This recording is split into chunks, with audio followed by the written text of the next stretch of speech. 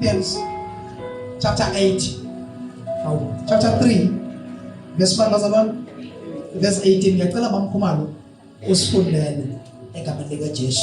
Bamkhumalo bazalwane, kukhona chapter kuthiwa awuthi uvula bese uthola wawujayela ukuthi ufunda ngapha. Did you know? Manje was that did you know ukuthi awakhosi? And then wakalela kakhumalo mabonga balenkosi. And then so ukhoza wakalela kakhumalo. Say did you know? Kuba kumhlobo yangihle. Athi akhumbula ukuthi ekudala sasiwafunda lawo machapiso awungayidli nje kuphela awuthi uyidla ubufunda. Sicela sifundele baba. Verse 18. Yes. Kepha thina sonke esibuka ngobuso obambuliwe inkazimulo yenkosi njengasesibukweni siyakuqulwa. Sibe njengalowo mfanekiso ngokuya enkazimulweni. Njengalokhu kumi ngenkosi engumoya. Praise God. We thank you, Mom. Father, we thank you. We bless you. Your word is faithful and powerful enough to shape our life and to pull us, Father, to become exactly what you want us to be. In the name of Jesus Christ, may you speak in this place, elevate us in this place. In Jesus' name, amen.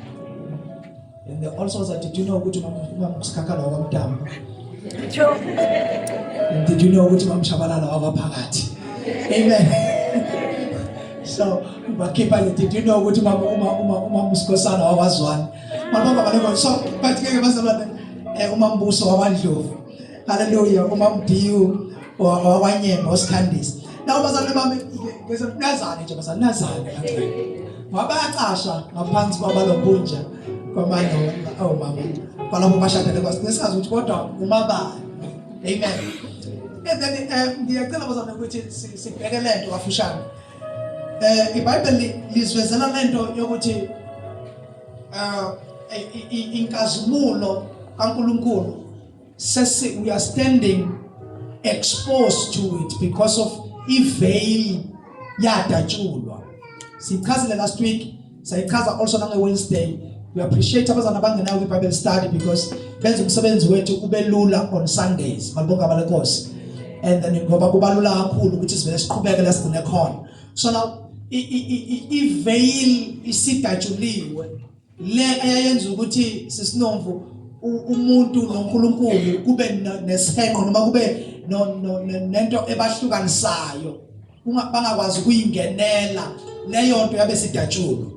Sichazile ukuthi lento leyesenqo kahle kahle ya introduce ibona abantu abathanda bazalwane ukuthi ibona abantu abayintroduce yona ngenkathi uMose ehla entabeni egcwele inkazimulo. But bembona my brothers babuka ukuthi asikwazi ukumbheka egcwele inkazimulo ngalendlela. Base bayicelela bona iveil ukuthi sicela nithathe indwangu ethile nimkhave because we cannot stand against or stand face to face with the glory of God on him. Wakhavwa ke and then abaphindanga babuya bazothi sicela ukuthi agqunyule leyo veil. That is to say ukuthi uma sekukhandwa ithempeli eyaveil abayintroduce bona bayicela babe sebephiwa yona ukuthi umuntu akakwazi ukubhekana nenkazimulo kaNkulunkulu face to face. So kwabizwa ukuthi and then Moses says ukuthi waye umpriest angisho bazalwane as much as he is a prophet but also he was a priest. So now kwabizwa ukuthi ke inkazimulo umuntu osozobhekana nayo face to face akusezuba abantu sekuzoba umpriest ngoba bavumela ukuthi umpriest ube uyena obhekana face to face nenkazimulo. Baba balenkosi base bayintroducela bona into yeveil ukuthi thina siyafisa ukuthi sithi basixoxe noNkulunkulu kodwa sixoxe naye ngale kwekhethenisi ngoba asikwazi ukuhlangana naye face to face. Izono zethu ziyasivimba. So they were afraid of the glory of God. So leveil ke le abayintroducele yona abantu iyona le uJesu adila nayo uma sesiphambanweni ukubreaka leyo veil mayelenge siphambaneni ekudatshula umzimba wakhe kwadaphukana leso senqo sethempeli because ziningi izinto esifake thina kuzona kodwa asikwazi ukuyikhipha kuzona. Sidinga uJesu kubuye ezosikhululwa lezo zinto ukangabe uyifake ekulimaleni wena and then bese ubuye uzofuna uNkulunkulu efuna ukukhulula ilimaleni. So it's not wrong to come back and say Lord take me out of this because somehow sibambeke eyintweni zethu esiyi-introduce thina. Kufana even nama yini lezi zinto esiyibiza i-religion. Kune-religion, kunama-religions imithetho ethile esiyi-implementile ebandleni. Sayifaka yaba ingxenye yokukhonza, kodwa engasiyingxenye kaNkulunkulu. Niko nabancane?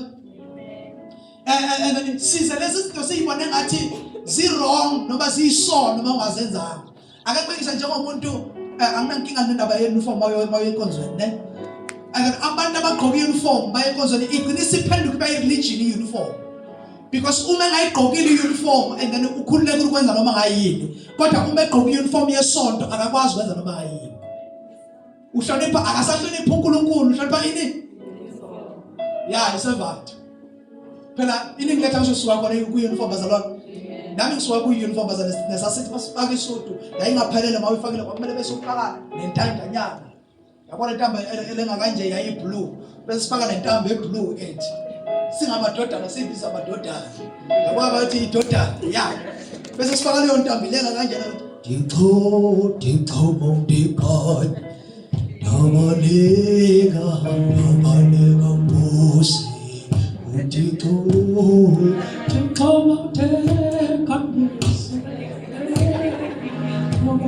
hallelujah. Bayazi abanye. Hallelujah. So now wakubalekile even nokucula mawusucula kanjalo uze ukuthi manje ngosucula kuJehova. Kodwa mawusacula lento yethu yokuthi haya uthi phaphela uNkulunkulu kwamele uthobele. Hallelujah. Ingakho ngizwa ngone nje mina le ngoma ethi hello Tembosi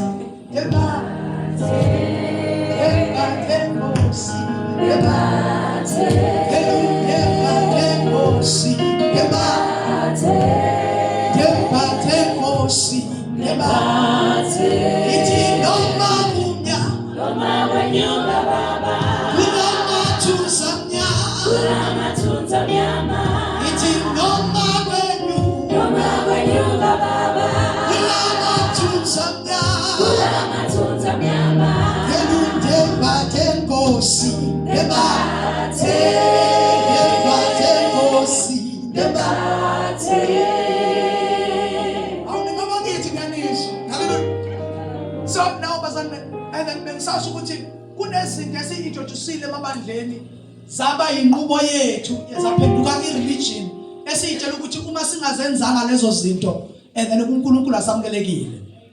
Uma ungagqokile isembatho awamukelekile. Kukhona abanye abafaka yini ukhololo bafake namalokuja. I'm not against that. Kodwa uma engayigqokanga leyo khololo ufila ngathi and then akamukelekile ukuserve ibandla.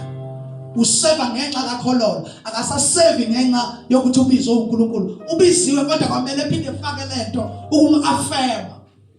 Mabonga banenkosi. So they are not wrong, but somehow lezi zinto ziphenduka zibe izinto esiyikhonzayo ukudlula uNkulunkulu. So all these things are veils, bazalwane. Singama veil esibekele wona. Because veil is not only physical, but also kunama veil esibekele wona ayimigomo nemithetho. And that has got nothing to do with uNkulunkulu, it's got everything to do with our procedures nemithetho yethu. Bese kuleyo mithetho siyawudinga umusa kaNkulunkulu ukuzophula leyo boundaries ukuze sibe stand fully and then exposed to the glory of the living God. uNkulunkulu ayifuni into evimba nomuntu anymore.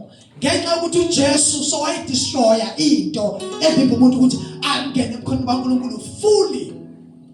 Hallelujah. Angishona usashintshwa ngokuthi sikutshela ukuthi yekela ukuthi usushintshwa inkazimulo. The more you come to fellowship is the more you are exposed to the glory of the Lord. Now le nkazimulo uyibheka sikhonza, uyibheka uthandaza uwedwa, uyibheka ufundiswe, ilibi yaguqula ufana nayo uNkulunkulu ofunda ngayo. Niko nabancane? Yeah. So ngiyaphiza ukuthi mhlawumbe ngingajahi I might as well then go ahead of myself point njalo. We stand fully exposed before God. We are standing fully exposed before God. Akusena mpriest phakathi kwakho noNkulunkulu. Akusena umuntu ozokuyela. Kodwa wena usumi phambi kaNkulunkulu fully exposed. Okusho ukuthi inkazimulo kaNkulunkulu ayisadluli through the temple ukuze uyofika kuwe. Kodwa inkazimulo kaNkulunkulu it hits direct to you because you are standing before God. The veil is removed from our faces. Le veil isisusiwe ebusweni bethu. Le veil kahle kahle iphenduka awushamkela bazalwane even noma mncane bazalwane mabonga balenkosi from enkandla kasimpheni izandla kamali kaJesu. We love you.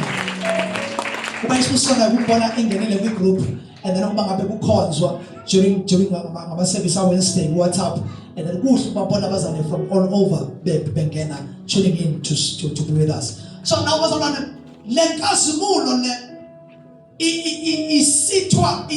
isithwa yiveil yezinto esiyikhandele zona zayibingcele. While uNkulunkulu eseyiphulile leyo bingcele. Nikhona kancane. The veil is removed from our faces.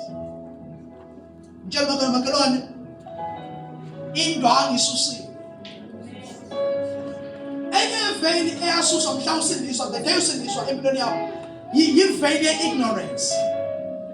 Ne veil of unbelief. Because it doesn't mean ukuthi uqala ukuzwa ngoJesu ngalelanga usindiswa. Uzwile ngaye for several times and many years. But into ebikwenza ungakwazi ukwamukela uJesu is because bekusane veil ekubambile because kubiza amandla kaNkulunkulu ukususa leyo veil okuyinkulu. Masithi uJesu yasindisa khona abantu abasuka besihleke bathi why. Masithi igama likaJesu embangazithi liyaphilisa khona abantu basuka bathi Nikhona kancane. Because they don't believe ukuthi you can stand and then before God uNkulunkulu akusindise. Leyo nto ikubona mystery engakambulwa. Mhla izwi lifika likushaya lihlukanisa inyama. Kwenzakala kanjani noma mayinawo. Ukhona omunye ngibone status video. Bonke abalenkosi. Uyashaya mafethu uyazi uzothini. Ufaka ivideo okay ngathi ngcono. Le video lo mfundisi lo uyashimayela, mayishimayela ushimayela i-cordless ayisakhali njengoba ingakhali ngale yami manje. Ephinde futhi bamnikelena iphinde futhi isuka ingakhali. Abelethi kodwa la mama ikhona lawa angenzele imanga ngiyambona uJacikela ubhala i-message. Makaba uJesu. So now but I'm trying to say but well. If veil is yilento evimbe the mystery of salvation in a believer's mind. Angisho kubona insindiso into esobala. Ngicabanga nokugumula lo. Ucola yini? Angazi isukele ngani ngoba nje yashisa le. Yakhosa abantu ukuthi ngifake iskipa ne. Hey yashisa le.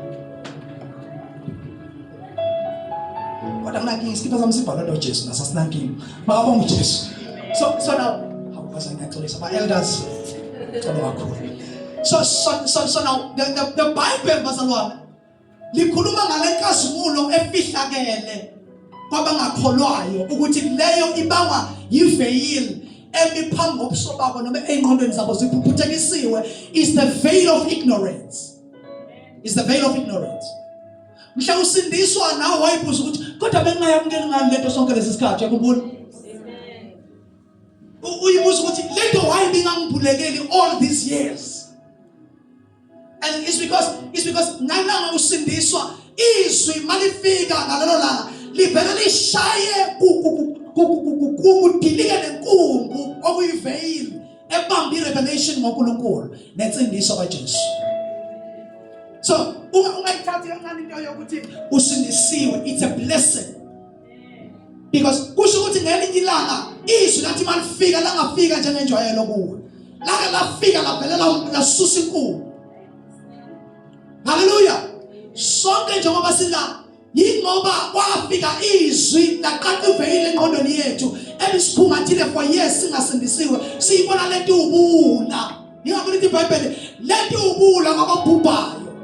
kodwa kithina esindisiwe lingamandla. Lento ukuthi sibe nesambulo sokuthi lingamandla yinkonxa ukuthi iveil kithina isusiwe of ignorance and unbelief.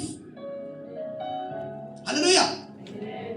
So ngalolo langa owasindiswa ngalo wakwazi ukuthi waba ne-encounter ongakaze waba nawo before. Angeke uvele usindise nje coincidentally. It was a day of your birth spiritually. And it was intentional. uNkulunkulu wavela wahlela ukuthi ngaleli langa iqondo yakho ebineveil for years izovele imbulekele kabusha. Uthi hayi bo ngaze ngayibona insindiso. Umuntu mayiza phambili ekalinyembeze. Khona umuntu ozaphambili esindiswe sekhona for years. Kube nosuku avele kuvele ukuthi etashiyela vele kumbuleke something. And this Jesus is real. Eze phambili ekalinyembeze omunye ethi ngiyamamukela uJesu ngiyamfuna empilweni yami. It's a day of birth. Kuyenzeka ube nosuku lokujoyina isonto. Kodwa lolo suku alibalekile ukudlula usuku lokujoyina umzimba kaKristu. La khona kumbuleka khona your mind about God. Hallelujah. So now there is directness between us and God. Msakaza le verse sikulona isifundile. Liveza lento ukuthi now iveil isisukile. Now there is directness between us and akusekho ukuthi sohamba ngalo ukuze siye kuye. And then sesiqondana naye direct. Uthi ukhuluma kahle uPaul uthi now we can come boldly to the throne of grace. Sesingayizela manje. Hawu sasingakwazi vele ukumala kanjani nje bazalwane. Phela ngicela kunemithetho serious even no unanga my brother. Unanga kumyeka. Na 18. Yabona Jobe na 18 ubona isibongo. Umdluli. Jobe na 18 umdluli. Ake simshayele izandla bazalwane. Wasindiswa 2 weeks ago. Yeah, 2 weeks ago. Hallelujah. Wasindiswa 2 weeks back la ebaleni and akakaze love ever since then. Ulibe sondele enkosini. Kukhona nomunye usisi asindiswa nayo on that day. Open akekho namhlanje but bekhona la street ngambona balibonke abalenkosi umkhuthazi ukuthi alibe eqhubeka esondela iyambuleka lenkazimulo.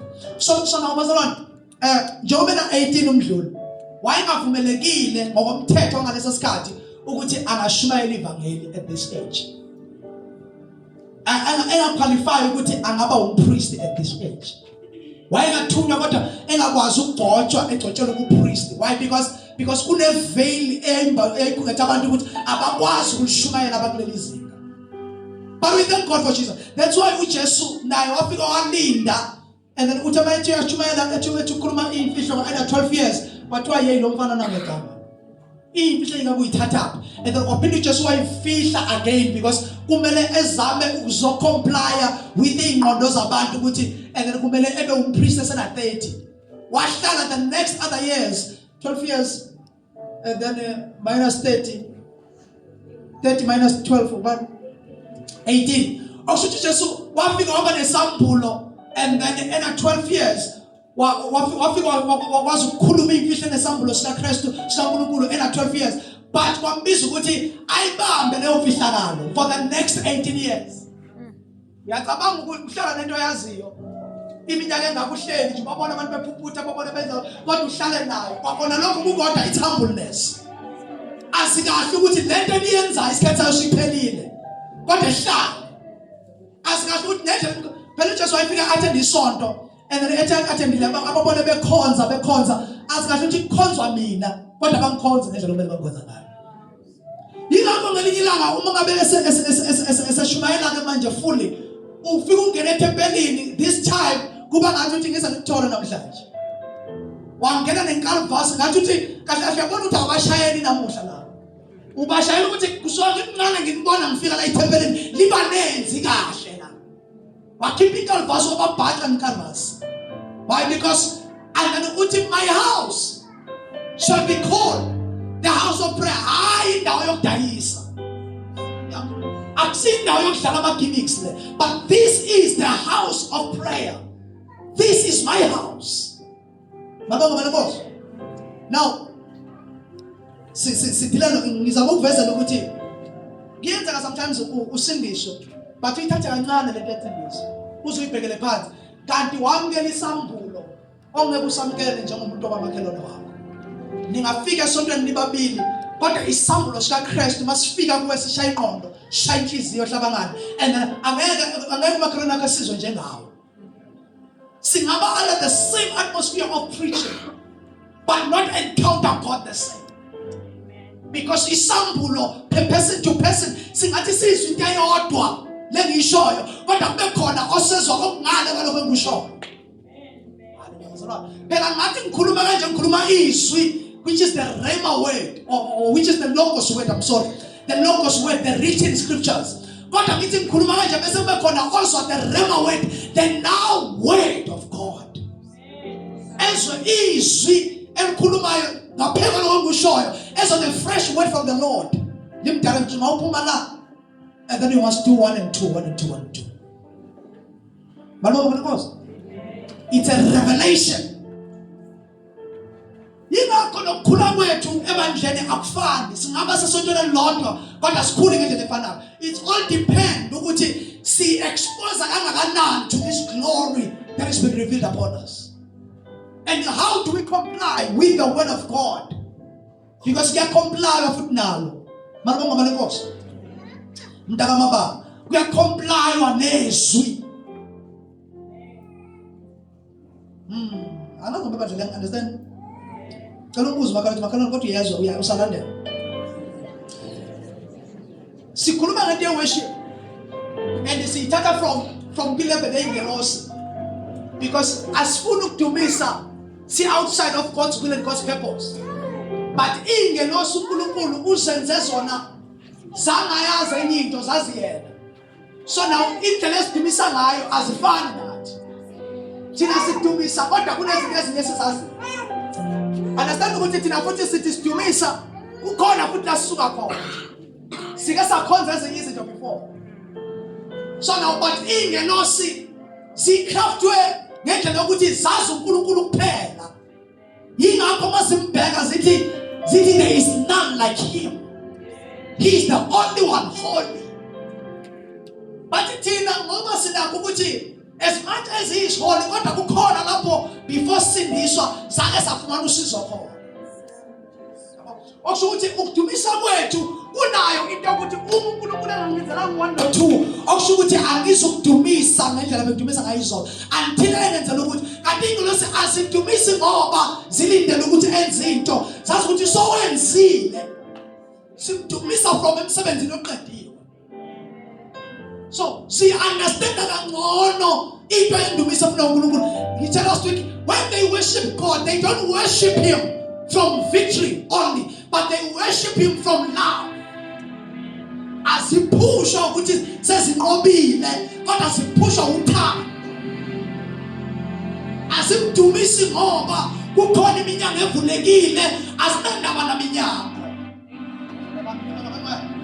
Kodwa simdumisa ngoba siyamthanda. And nalolu thando sikhulumile ngalo on Wednesday WhatsApp group meeting sathi and then lolu thando kahle we love him because he first loved. Akusuthi ngalolu thando esibese simdumisa ngalo asilkalanga from our own flesh kodwa luvela kuye ngoba akayamukela into engazalwanga kuye. Yes. Bana yona yonke into isebenzayo nayo. Uma ngabe ingaveli kuNkulunkulu, uNkulunkulu usuke ngafuna. God only receives what you've believed him for. Only receives what he gave you. He doesn't receive what he gave you. Yingakho bazane bami ayikho enye indlela yakuye ngaphandle kaJesu. uJesu ukhamba bandazalwane kuNkulunkulu and uNkulunkulu qho. So now wakhamba ngenye indlela wamukeleka. Into enza ukuthi ungamukeleki ngoba ukhamke ngento eyiforeign kuNkulunkulu. uNkulunkulu akayamukela into engaphanga yona. Ukunikeza indlela bethethi ngale ndlela it's only by this way you're going to meet him. If uzokhamba ngenye you are not accepted. It's a principle of God. He doesn't receive anything outside of men. Engazalwanga uyena. Malibonga malenkosi. So siyithole kuye sikhandisa, siyifumane kuye, uyena osiphe yona. Yingakho simdumisa out of that position of loving him. So now I want to move back. If we worship him, those who are writing, if we worship him in love, we are transformed into his likeness with everlasting glory. Uma udlala lapho udumisa, uyadumisa nje kwenza nje. Ngenkathi udlala umpraise kanjalo, umpraise ngothando.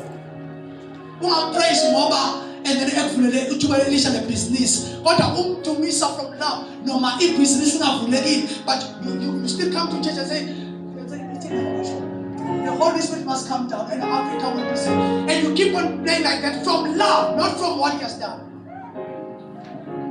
Now, if I believe it, as you are doing that, you are transformed into his likeness.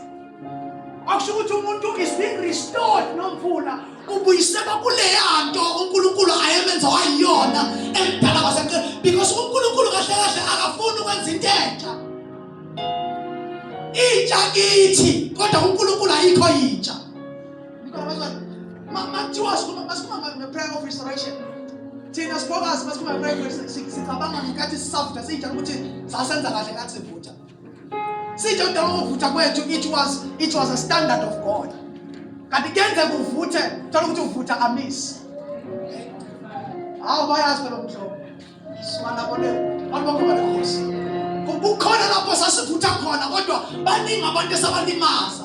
Uma ngikhuluma ngokuthi Lord restore me, angifuna eyalimaza abantu. Balibakho balekhosi. Kenze kuyitshela ukuthi ubambe yona uvutha kahle kodwa kube nabantu abalimalayo endleleni ngenxa yakho. Ujaja abantu and then every now and then ushaya noma epulpit ushaya abantu. Why? Ubashaya ngoba uyitshela ukuthi you are perfect, you are holy. But by so doing already now you are falling into the same deep trap with them. So now into yokudumisa uNkulunkulu masitameza ukuthi Lord restore us. We don't need that. Even nento engenza izolo angifuni uNkulunkulu restore to into engenza izolo. Even nento engenza last week angifuni uNkulunkulu restore to that. I want to be restored to the full image of what I was in the beginning. Of the purpose of God, the initial purposes of God. Because ukudumisa kwamayizolo akukho kuhle ukudlula ukudumisa kwami uNkulunkulu ayencreate ukuthi ngibe yikho eqaleni. The initial purpose, the initial plan.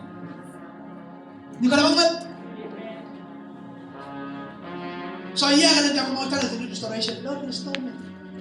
Storage and unguyisele lesi sikhathi ngathi ngakabi nengane ikahle siyeke ngale restoration ka le restoration yabona ukuthi ngayibona lonto ukuthi afika kuyisela restore back to ngale sikhathi ngakaqali nje lokuphuza Nkosi ngiyisele lapho emandleni bese lalela lawo mandla lawo ngathi ayengekho enough compared to the power that can set you free from even the temptation of uphuza. And then we cannot be restored to things lapho falling into trap. Siyitshela ukuthi sibambeyo. Ngiyakholelwa mina bazama ukuthi uma sike sabamba leyansindiso noma leya image uNkulunkulu asidala sayiyo, asikho isono, awekho amandla esono ayokwazi ukubamba thina. So if we speak of restoration, sibuyisele to the initial purposes of God. Esingakaze sayitesta thina njengamanje. Mina nabasayitest. Even nemvelo mamusikhosana iyakhala iyabubula. Ibubulela the revelations of the sons of God. Ikhalela amadoda ukuthi amadoda, because imvelo iyawazi amadoda before the fall. Before the fall. Amadoda nomuntu amadoda naNkulunkulu ilabantu ukuthi even nemvelo mayekhona leyo ndawo. Imvelo ithele ikhelo ngesikhathi sayo. Why? Because unamadoda. Imvelo ingakho imvelo ikhalela ibubulela uku restore kwama sons. Ngaleso sikhathi nasicabanga ngalesi sikhathi mhlawumbe Njengoba siliswa ngo-2005 ucabanga ukuthi 2005 inkosi manje uyisele kuleyo nto baba kuleyo nto and then yobusanship 2005 nanti mangithandaza yizo inyanga zethu okhadaoya ekhada inhle into ka-2005 yakho kodwa ayanele when it compared to what the nature is anticipating and waiting for, because zilindele yanto eseqaleni. Restore us, God. Restore us, God. Mtshela baba makhelwane. uNkulunkulu akasize mfowethu. Akasibuyisele. Yeah. Because ayisize sibuyisele. Because ayisize sibuyisele. Kunento elinge umhlaba. Umhlaba ongakazi uyibone.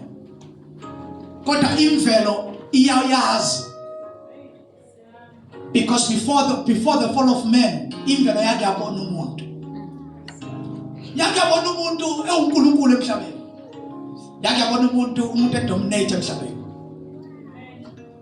Awumabonga malenkosi. Yakhe yabona umuntu esemandleni, the initial power before fall. Because ukuwa kwasiphuca inkazimulo. Kwasekwenziwa ama-means ukuthi sibuyiselane naleyo nkazimulo. Manje uJesu njengoba esenza lo msebenzi wesiphambano, wokwenza isiphambano, usibuyisela lapho, usebenza into yokusibuyisela lapho. Phela kahle nomkhanyile, even nesifo, kahle initially masidala. Isifo sasingakwazi ukuthi umzimba womuntu. Ukugula kwakungenamandla. Yeah. Phela kahle wasana even ukufa. Ukufa kwakungenamandla kusondela kumuntu. Ukufa kwaba ne-access. Ngenxa bazalwane.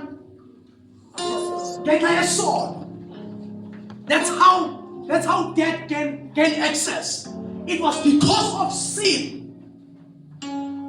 But ukufa kuleya mvelo yokuqala ukufa kwangakwazi ukuthinta umamusikala. Umqala ngawo. Uma lithi iBhayibheli and then umethi uNkulunkulu, let us make man in our own image, our own likeness. Why have I done? Yingakho uJesu eselengile esiphambano waqeda umsebenzi. iBhayibheli makuqhutshwa ukukhulunywa bese kuveza ukuthi and then noma sifa kodwa basesamukela uJesu, noma sifa kodwa soze njani siyophila, we are restored to that same image. Yokuthi ukufa kusena kukhona ilanga lapho khona abazalwane sizobe sibe ntakankosi and then sikubuka ukufa sithi kufa kulubhudwanzi lwakho na. Haleluya bazalwane. And then kukhona ilanga lapho khona siyobheka inhlupheko sithi kuhlupheka lubhudwanzi lwakho na. Mali bonke ngabalenkosi, there is a time that is coming. Hallelujah.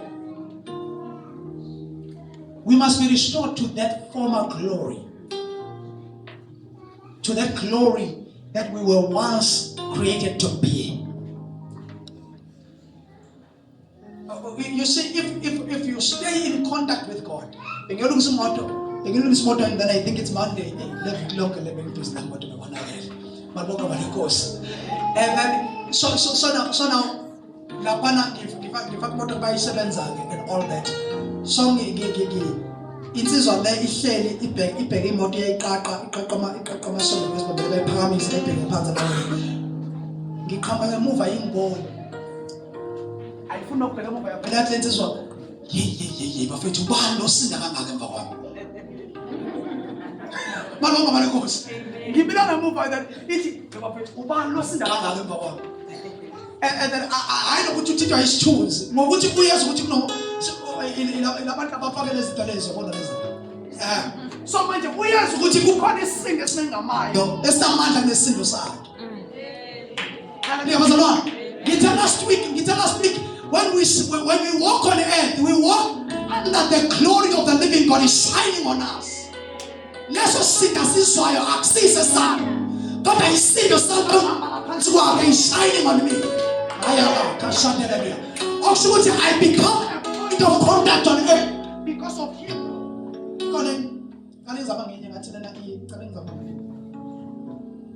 Yes. Hallelujah. khale kufanele lo mfana.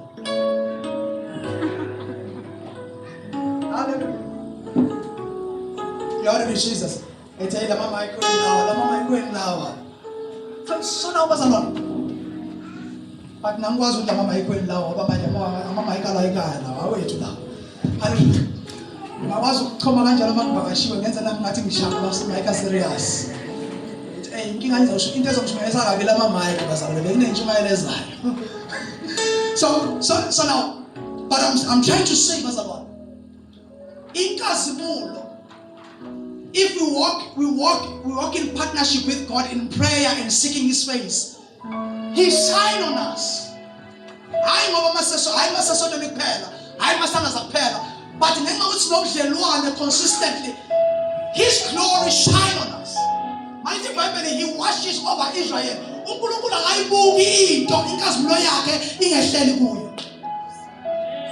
Bese liveze ukuthi usibheke ubusuku nemini ngakuthi umbheke ubusuku nemini inkazimulo yakhe njengoba ngimi la is upon my life. Awalele bazalwane kwenza ukuthi noma ukuphi la ukhona you are carrying the weight of God that is backing you wherever you are. Alibona malebos akizo ukuthi usibe umuntu omkhulu usibe umfundisi ube umuntu onamandla but amandla awakhe lo hamba nawo anami ngeke athi mhlawumbe cha angingedwa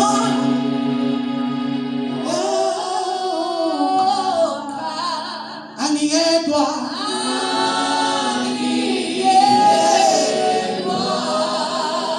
ushilo ayangeke angishile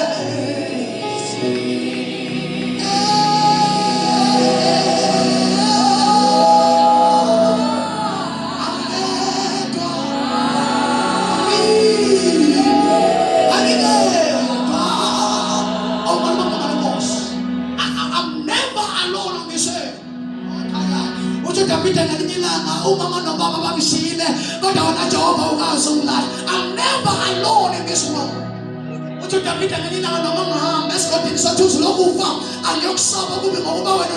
I'm never alone in this world. I shall be with you. They will never take you away. I'm never alone in this world. I'm you will shine. I'm never. They can reject you, but the glory of the Lord is upon your life. They can leave you to die, but the glory which John I mean, as clean as a Patmos. They left him to die. Why should the man is never alone on earth? What would never upon him? What in us I'm born? I'm never alone. I'm never alone. They decided to stone him to death. Why should the man is never alone? Utana meshaywa wakonakale mamathe wathi imsala nomuntu bamshaya bamkhanda amathi basmile wabheka phezulu wathi ngibona amazulu yeba vumekile ngibona amazulu avulekile bazoyibuza ukuthi yini lekwenza uhambe ngokuthula ekubeni behlasele kangaka. Baza bathi impela uyathakatha. Baza bathi impela nimqaphela unenyanga yenu. Kanti inyanga enkulu. Yebikho. Nana.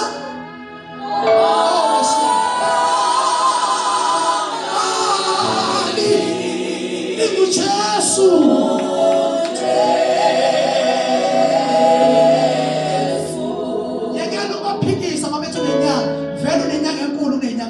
Sebakuthayile ngezabo inyanga noma bathakathi kodwa bahluleka. Into ebenza bahluleka is because wena you are backed up by inyanga enkulu. uJesu igama layo. Awu ayakhatha yabashandelia. Phela uma ngabe uNkulunkulu esenza izinto ngawe ezingaphezu kwemvelo abantu aba around you baze bashintsha babona bathi uthwele. Mali mama lenkosi. Siyakwazi thina ukujikela abantu eduze kwethu bathi sithwele. Why bethi uthwele is because into senzayo singaphezu kwemvelo. Masibuka amandla akho nezinto senzayo, it doesn't matter. Oh yeah, there must be somebody who is making you up. There must be somebody who is making you up. There must be somebody. There must be a hand behind you. There must be a favor from above. There must be power that is beyond nature. There must be glory that is covered in your life. There must be God on your side. Akekho umuntu onjengawe ongenza lezi zinto ozenzayo. Usenza ngenxa yesandla. Awu Nkosi yami. Tell mama makhelwane. Uma mangalisa.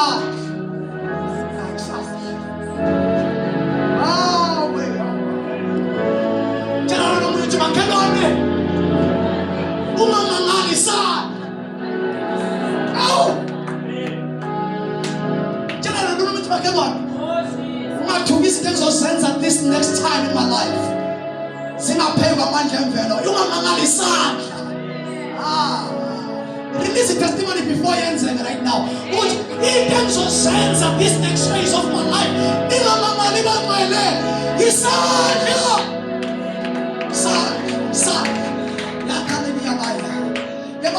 amandla enyama angeke anenzise lezi zinto kodwa uma mangali there is a hand. There is a hand. There is a hand. There is a hand from above. Now ngizovala masinyane bazana bathi ngiyabona ngingenile kwi-gist but when we speak about worship indumiso ihamba together nomthandazo. Ihamba together. Ngisho la ekhaya ukuthi do not touch umuntu othandazayo. Umuntu othandazayo uyingozi ngoba akafight back. Kodwa lenkazimulo ayithola emthandazweni yona le fight back. Ngakho ngaba lenkosi. uMose wayehamba noNkulunkulu. Israyeli wayelandela uMose nefu. Kodwa umuntu wayene relationship noNkulunkulu kwakuMose. Now uMose bazalwane bami uthe uma ngabe ehamba noNkulunkulu kwanesikhathi lakho na uIsrayeli murmured against Moses. Bacomplaina ngoMoses. uNkulunkulu mayeseshaya ngochoko ubashela ukuthi bakhulume ngomuntu onemfihlo noNkulunkulu entabeni. Hawu malibonga lenkosi. Kanjalo even your life become a resemblance of the glory of God on earth. Because umuntu othinta wena akasathinti nje wena kodwa ungaphansi kwefu lenkazimulo. Hallelujah bazalwane. Now every stone they throw on you, it's possible to bounce back to them.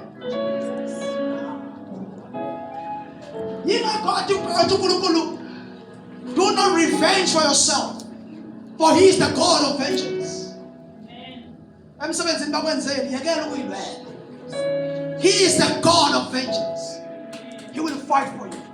He will stand with you. Fire, bayasha, yababulala, dash.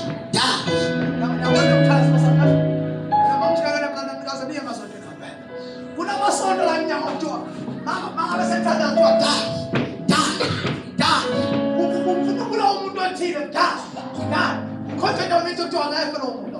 We don't pray such a prayer. Open umtala. The Bible little and then love your enemies. We didn't see. Nakabanga ukuthi mina nawe la sinaleyo challenge now. Bayibonga balekhosi basalala. Now it's time of loving our enemies. Awu iqeda nje izitha zakho. Uza ngazithi. But the Bible lithi ungaphuzi ngazithi. Lithi love them. Bayibonga balekhosi. And being said with your prayer. So now in prayer, what it does. Prayer is also a form of worship. Tandazo, either zikwe yadosenza lapho tandaza, either he prays, either uyadumisa, either wenza konke lokho, it's also become in bazalwane indumiso. Also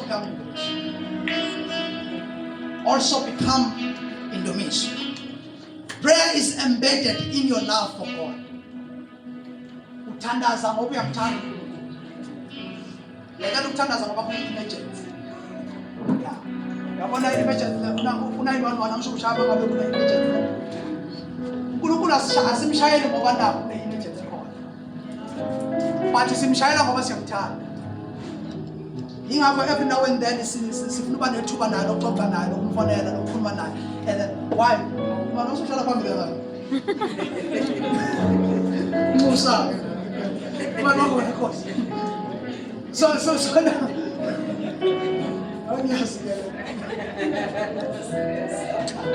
Serious now.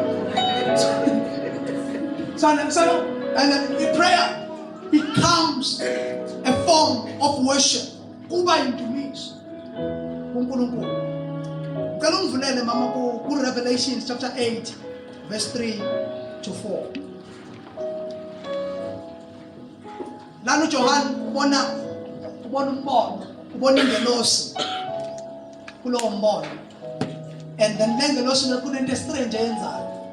Isikhathi sokudumisa ivele ihamba iyothatha imithandazo yabazalwane. Iyoyisondeza kuNkulunkulu. Chapter 8 verse 3 and 4. Kwase kufika enye ingelosi yema ngase-althari ilesitsha segolide sempepho. Yanikwa impepho eningi ukuba iyelekele emkhulekweni yabangcwele bonke phezu kwe-althari legolide eliphambi kwesihlalo sobukhosi. Phezu kwe-althari legolide esiphambi kwesihlalo sobukhosi kwalethwa kulekela imithandazo yabangcwele bonke. Batho abangcwele bonke, akusho abathile, bonke abangcwele, bonke abazalwane. Yes ma'am. Kwase kwenyuka esandleni sengelosi umusi wempepho nemkhuleko yabangcwele phambi kaNkulunkulu. Okusho ukuthi la esandleni sengelosi kwase kunyuka umusi wempepho. Yakhumbula kwi-Old Testament ukuthi bekusiswa impepho yendumiso kuNkulunkulu, umnikelo nani. And then lo musi mawuhamba uyaphezulu uNkulunkulu wayejabula. In the New Testament, thina njengabantu be New Testament asashisi lutho physical lapha.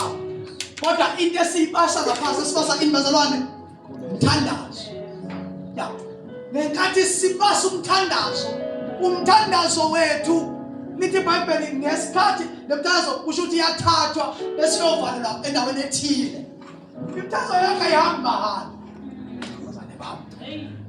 Yonke le mithandazo nenyembezo oyikhalile uNkulunkulu nemibuzo nayo nemithandazo ekhulekile ayiphelelanga ezweni.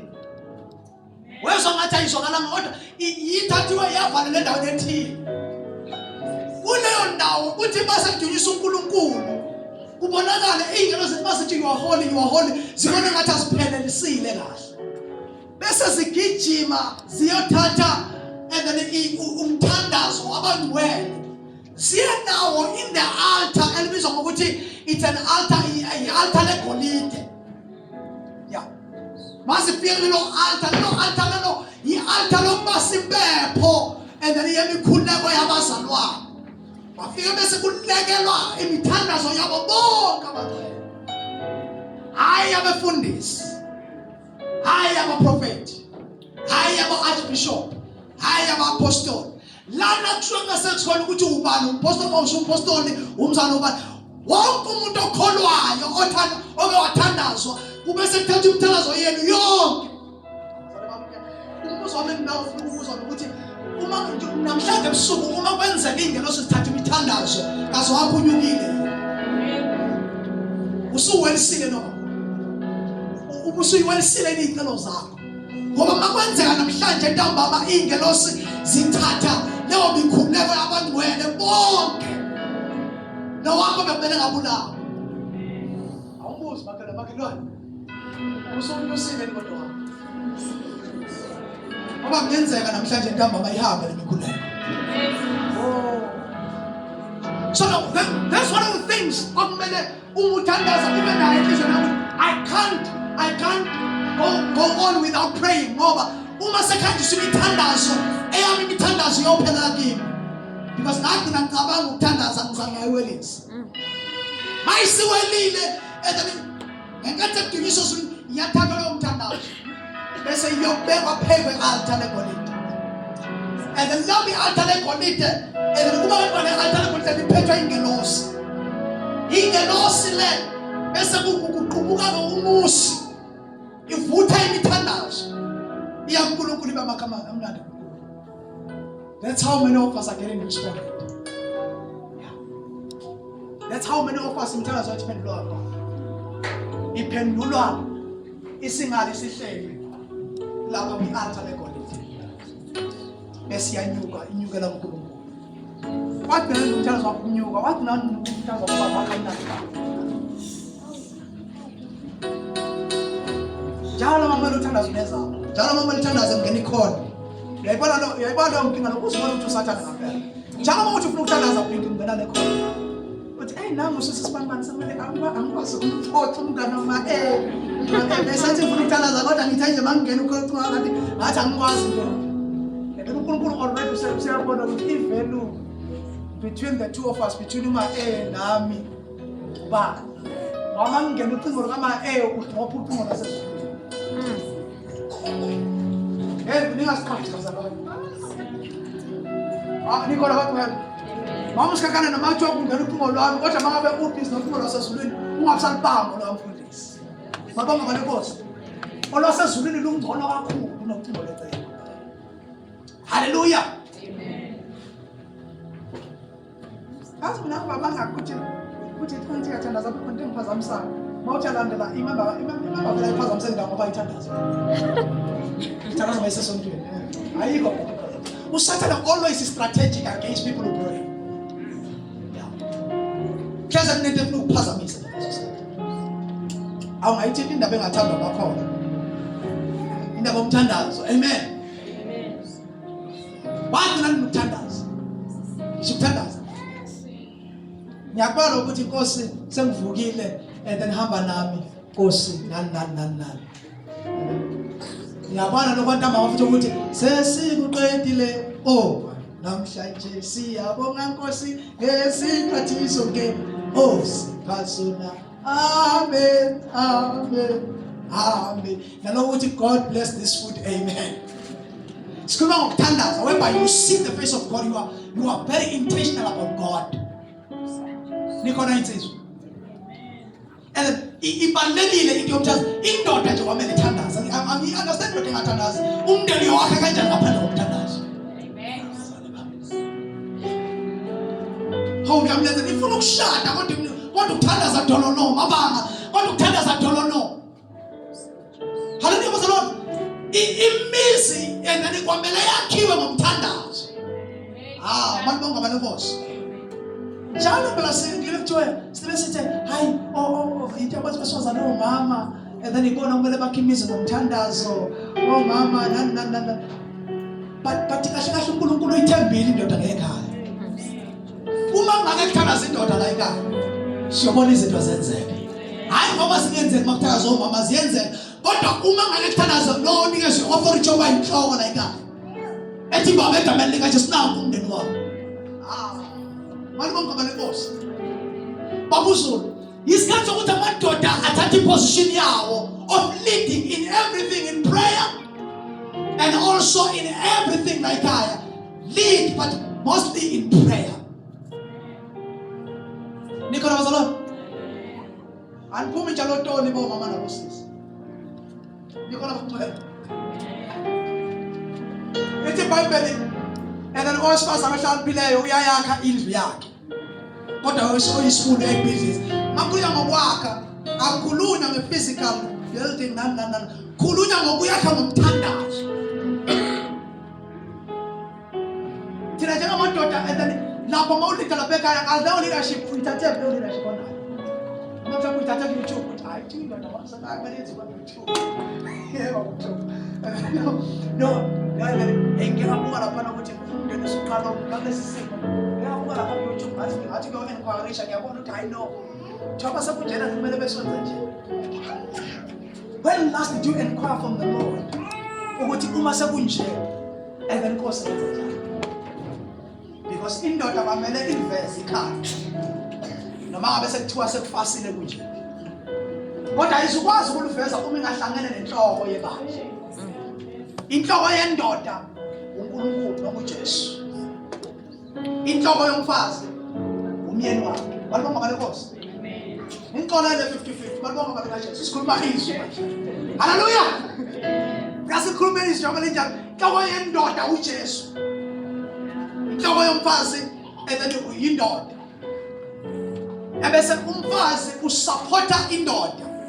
Kodwa yosupportwa kuyini indoda bangabenzi lutho. Yingakho lo mfazi ukumedita ukuthi kodwa usupporta kodwa ngeze. Yisupporta. Malibonga balibonga. Kwenziwa. Because inkinga yikho intenziwayo. Malibonga balibonga. Indoda nayo kumele ibe neplan kwenziwani ukuze uma benze njani? Asapho ngoba uma ngabe indoda ingafuni ukwenza lutho noma manje ugcine nje diyazela njengazi ukuthi kiwapi. Ngiyaphambili noma kuyemuva, ngiyaphambili noma kuyemuva. And then mase question along then asu question uma mase question uba. Akhona amadoda. Nithenjiwe amadoda nemizi. Hallelujah. Awubona ngiyayithanda le. Mina manje mabonga baleNkosi. Nithenjiwe ngemizi amadoda.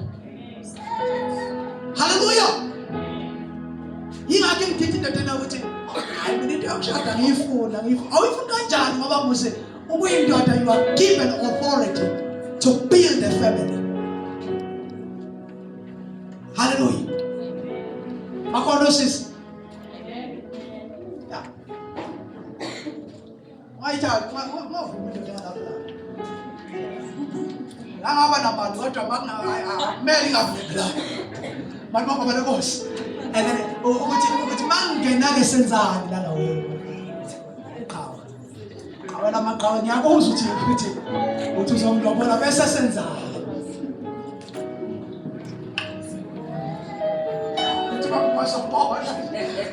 Yabona ikaphendwa ukuthi hayi sobona nje ngendlela sobonisana sibambisana. Inkinga wena nje umuntu wesifazane ufuna ukuthola ukuthi mina bese ngibambaphi kodwa uthola ukuthi akukho la uzobamba khona ukuthi hayi uzobona kobanjiswana nje sibamba umoya. Hallelujah. Hawu kodwa nawe sesiphela uma bese phela ubhayiza ngampela nawe usungena ngampela kungenaplan.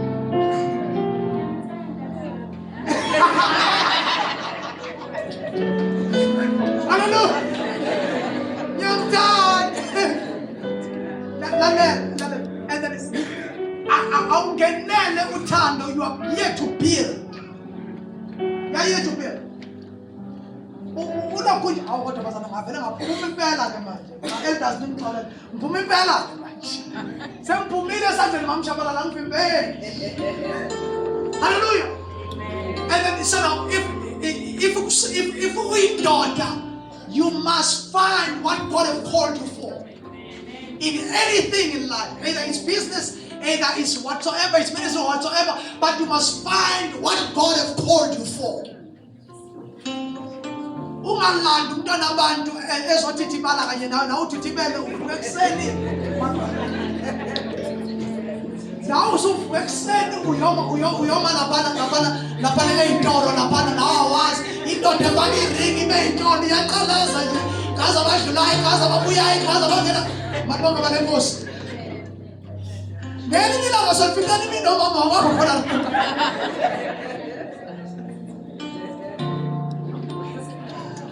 Oh, hallelujah. Indoda engasithenza uyakwenza lento ukuthi hayi sathi nje shu. Yahamba nje nganasidingo uyaphi sathi nje shu. Sathi khona and then hayi sathi police car. Now, as a man, you must inquire from the Lord. If you don't do so, my brothers, the sisters are leading us. They will lead families. Yeah. This is what happens. I used to say this about Bro Shop. But I'm going to say if you don't take a lead, women can't help it but to lead. Yeah.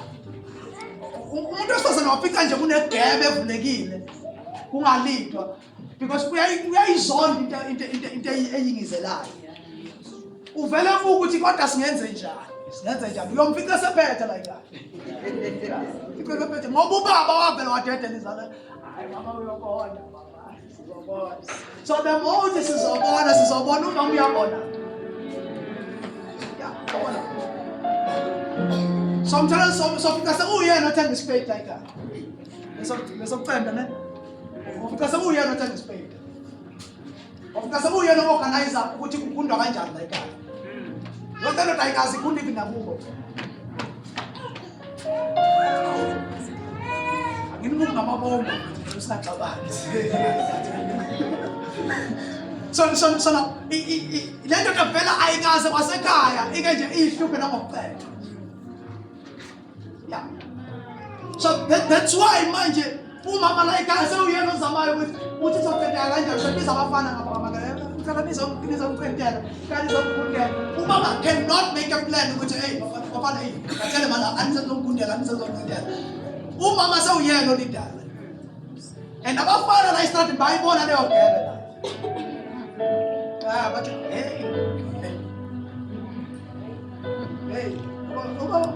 lo shothi ngempela lo baba ngempela maka nini kushi club like umama sekunikeza azabhizinisi ubaba ulibethi hayi lo izokushisa lento ukushisa ntandaza mina sekhaya umama wayengangenzisi lento awe batata mfana wama komele kuze kulanda lapha ngamakelwane baba ngamakelwane sekuyumama na ngoba ngeke wena njengendoda yombuzo ngamakelwane awubizoma nakhona ungekho mama ukhona uzolimala ubizo emini nje usathe shwi lento yakho ukuthi hayi sathi shwi nawo mama hey baba ngicela simbambe isuke yapha kanti baba usephumile ongeke nilila ngoba mama kela nebhiza fana sana ngaphi la ekhaya because you never take your step mali bonke kama nenkosi ngisase ngivala izinsizo zami ngisase ngivala nathi bafuna ukuthi vale impela manje mfundisi vale impela manje. Next week sizoqhubeka bazane as we are looking at the portion pepisa at the portion yama seraphim. Oh, what does next week in passive? So bona after passive siqhubeka ngento yama seraphim nama cherubims because kuma ngengelosi le worship yabo mhlawumbe nje ukuhighlighta kancane ama seraphim and then are the burning ones.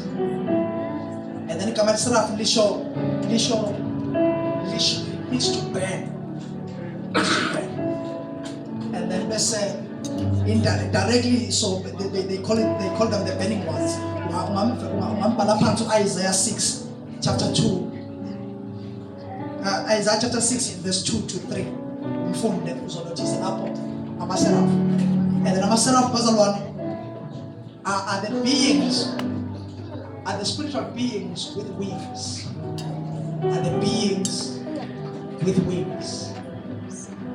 Beings with wings. Sikhazile last week ukuthi ingelosi zihlukene.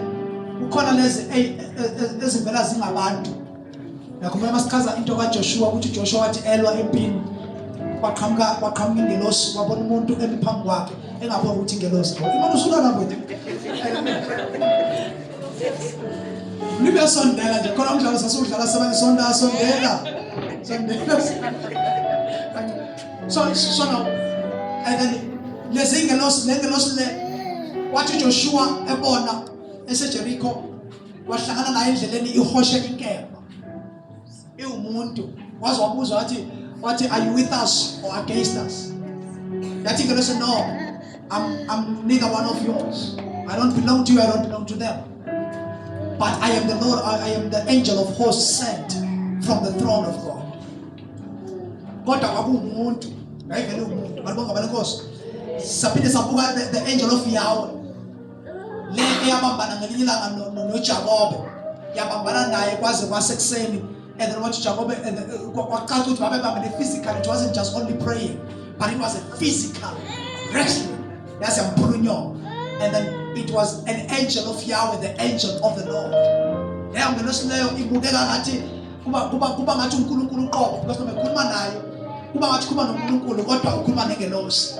Sasa siveza sibonile Wednesday ukuthi leyo ngelosi leyo kahle kahle he represents uChrist in the Old Testament because uChrist noNkulunkulu you cannot be separated. So that's why in the Old Testament engakambula uChrist wayevela as an angel of the Lord ethi mayikhuluma kube ngathi khuluma uNkulunkulu kanti kuyingelosi represent uNkulunkulu. So these are angels, different in working, different in what they do, but lezi ngelosi lezo zonke ziserva zikwi position yothando lukaNkulunkulu. They are serving God. These angels are not in service of men, but these angels are in service for God. Hallelujah. Uzobona isimanga kulezi ngalo service amaserafi because zona sikhuluma izinto because spiritual in this world. Lezi ngelosi ama wings wazo zinama wings awu 6 with 2 wings zivala ubuso, with the other 2 wings zivala inyawo, with the other 2 wings bese abanga banakosi. Why is zivala ubuso? Zivala ubuso in reverence of God. In reverence, it's a show of reverence and show of honor and respect to God. Zivala inyawo to respect God, to honor Him. That's worship alone. Let us ukuthi zivala ubuso zivala inyawo. Kwaloko kukodwa it's a posture of worship.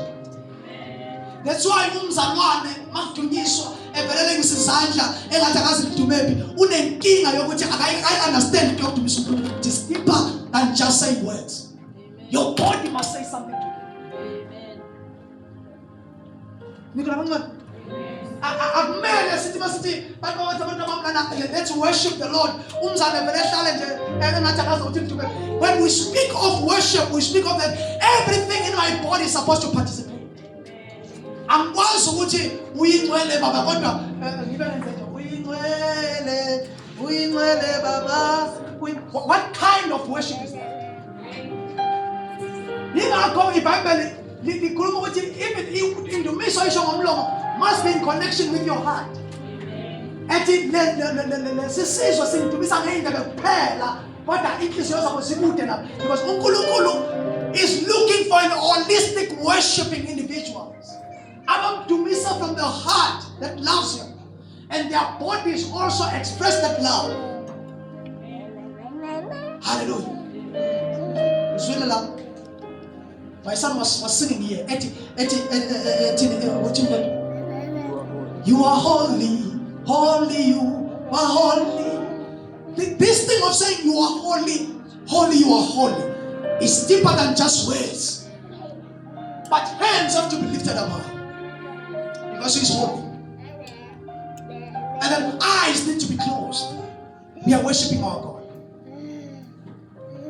In the miso, it goes beyond just saying.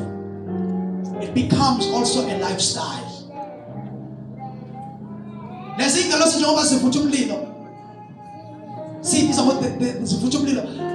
are angels that represent also the essence of God, that He is a consuming fire. He is a consuming fire. He is a consuming fire. He is a consuming fire.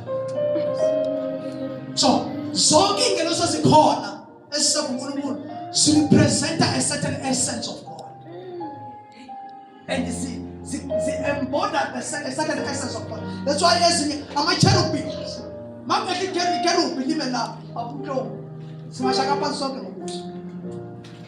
Why? Because it's because of the closeness of a cherubim to God. I'm a cherubims are very close. Are sever closer. Because entire order is already equal, even as about that's why even order. Yeah. When angel say sever God has meant to be to Guru. That's what angel say sever very close to me. Those are cherubims.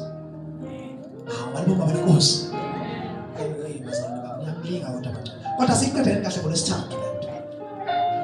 These are heavenly beings who are very close to the Godhead.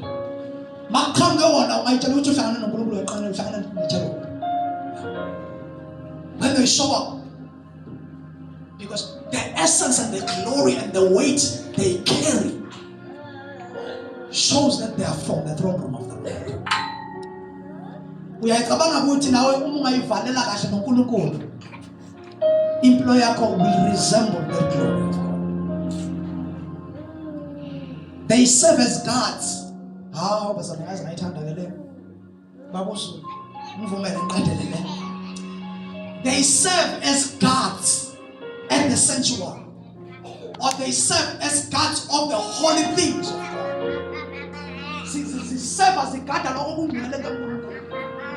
Yingakho even nenkazumulo kaNkulunkulu siyayigada. These are angels, cherubims. Lezi ingelo silezi yizona lezi kubani uGenesis chapter 1 and then Genesis.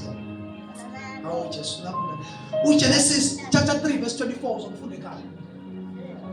Genesis chapter 3 verse 24 uveza lento ukuthi lo hlobo lezi ingelo silezi yizona okwathi uma ngabe umuntu eqeda kuwenza mase Eden exoshwa umuntu ethi mase Eden yizona ezabe seziyoma angisazi noma in the east side or the south side of the Garden of Eden here zamiswa lapho to guard the Garden of Eden, because the Garden of Eden igadiwe abantu benkosi. So they stood there to guard the Garden of Eden njengoba zigadile lapho emva kokuba umuntu aqoshwa masinyane ethi mase Eden, because wasebonakala ukuthi emva kokuthi edle isithelo lesi usezogijima ayodla umuthi wokuphila ophakathi. And akwazi ukuthi ephile phakade nalento asayidlile. He will be irritable because uNkulunkulu akwazi ukuphila. Akazi manje ngizosala. Nekathi lamacherubi egada iGarden of Eden. Awagadi nje only Garden, but into egadwe kakhulu yisihlahla umuntu othile ophethe ukuthi uma nike nadla kuwona anisekufa. So manje ukube bake badla lo muthi after ukudla lo muthi abawudla eqaleni wababawa babengeke befe perpetual umuntu wayephila esoneni and being irredeemable. So that's why ngoba namacherubi ascend to guard the holy thing of God. Ukuthi hamana igada basuke badla lokho manje.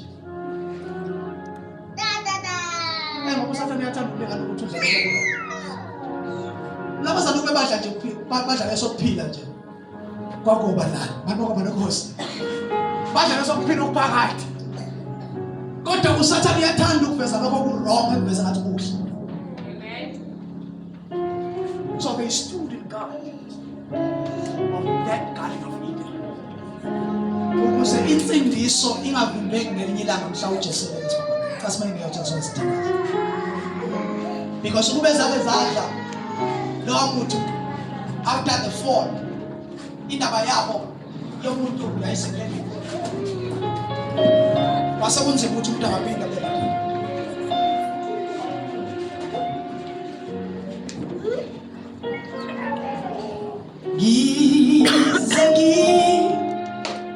Zuzu lewa endabe nekude yemisi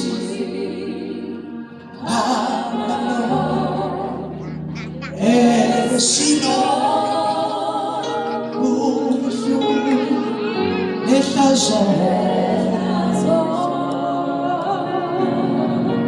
isibabaza sona isibabaza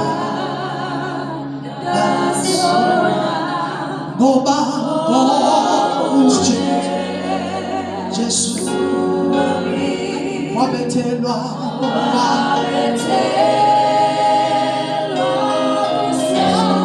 enxa yami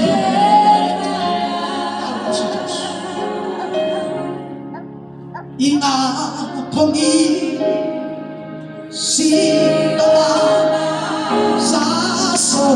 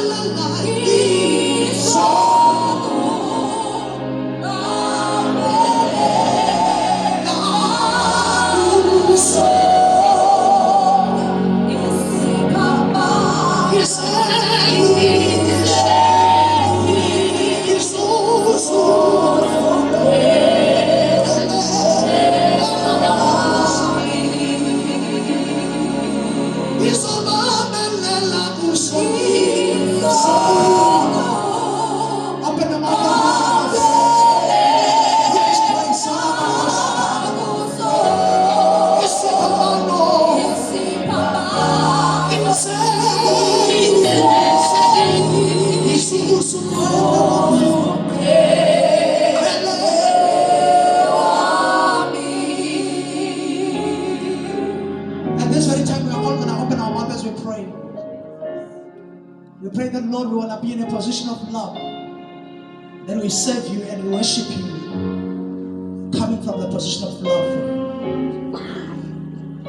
May your love change the way I worship. May your love change the way I serve. Your love change my character.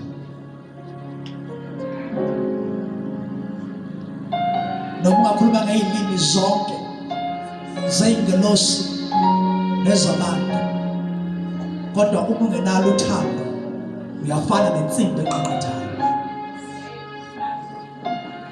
Everything that we do should come from that position of loving God. Let's open our mouth, all of us, and pray. Our daddy God, we come to you.